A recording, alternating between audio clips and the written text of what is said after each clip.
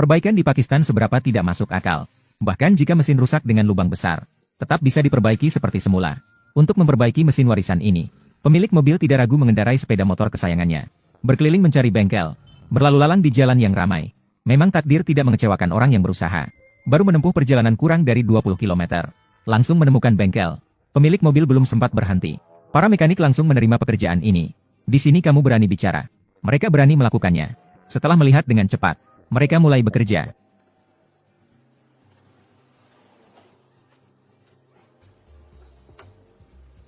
Setelah dudukan keramik dilepas, mekanik dengan cepat mengambil selembar kertas, menekannya di tempat yang rusak. Kemudian, menggambar dengan bolpen mengikuti kontur yang rusak. Dengan begitu, mereka dapat menemukan potongan besi yang sesuai. Melakukan pengisian dan pemotongan. Untuk menemukan potongan besi yang cocok, mekanik tidak ragu melakukan perjalanan jauh beberapa ribu milimeter. Pergi ke tempat daur ulang limbah di sudut jalan untuk mencari.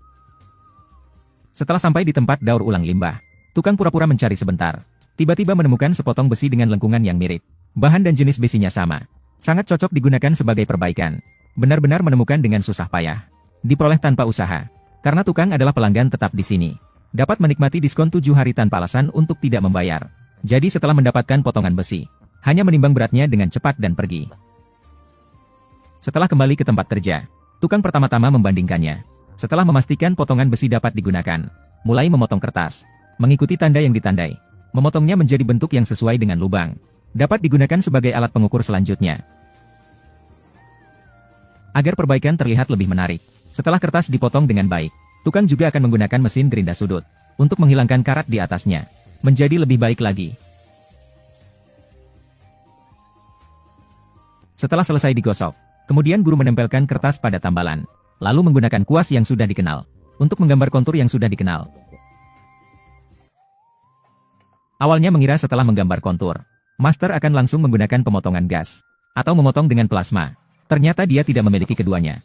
Namun dia dengan tenang mengeluarkan mesin gerinda sudut, untuk memotong.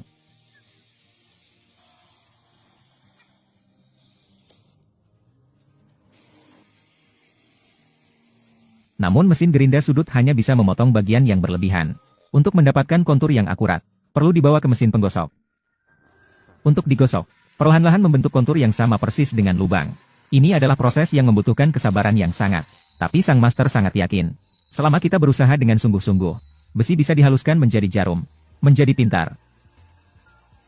Untuk mencegah penggosokan berlebihan, setelah hampir selesai digosok, guru masih perlu membandingkan. Lalu perlahan-lahan membentuk kontur yang akurat satu persatu.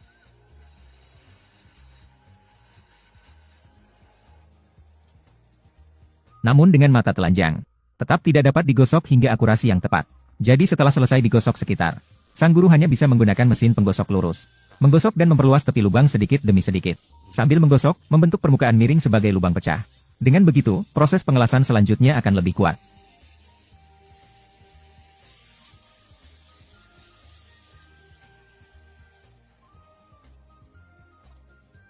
Namun setelah pembuatan tambalan selesai, tidak bisa langsung dilakukan pengelasan.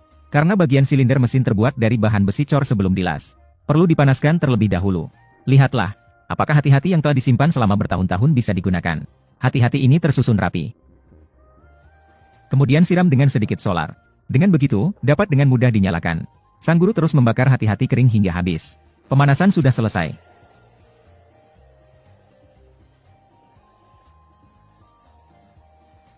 Jika tidak ada kejadian tak terduga, selanjutnya bisa dilakukan pengelasan. Orang yang pernah melakukan pengelasan tahu, bahan besi cor tidak mudah dilas. Beberapa orang bahkan mengatakan bahwa itu tidak bisa dilas. Karena kandungan karbon yang tinggi dalam besi cor, itu sangat rapuh. Saat dilas, mudah terbentuk struktur pori dan retakan. Hal ini akan menyebabkan kekuatan dan keuletan sambungan las menurun. Mudah terjadi retak dan masalah lainnya. Oleh karena itu, pengelasan pada benda besi cor membutuhkan keterampilan dan pengalaman tertentu. Ini bukanlah hal yang mudah. Oleh karena itu, para ahli sangat berhati-hati. Setiap kali melakukan pengelasan di satu tempat, dia akan menggergaji terlebih dahulu dengan mesin penggiling. Kemudian dilakukan pengelasan.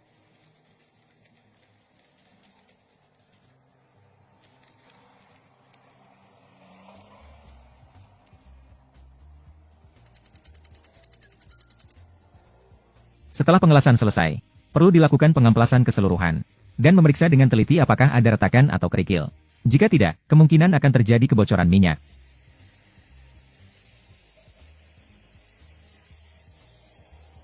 untuk membuat blok mesin yang telah diperbaiki lebih tahan lama dan awet. Setelah pengemplasan selesai, perlu dilakukan pengecatan luar dengan lapisan hitam.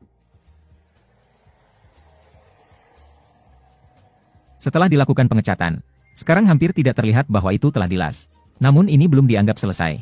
Untuk membuatnya lebih kokoh, di dalamnya, tukang harus melakukan perkuatan pengelasan. Setelah perkuatan selesai, juga perlu digosok sekali.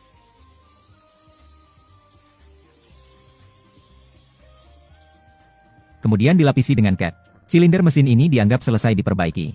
Dapat menghemat biaya bagi pemilik mobil. Seperti ini, setelah diperbaiki. Sungai. Asalkan tidak rusak. Tidak ada masalah menggunakan selama 10 tahun lagi. Jika ada masalah, itu adalah masalah orang lain.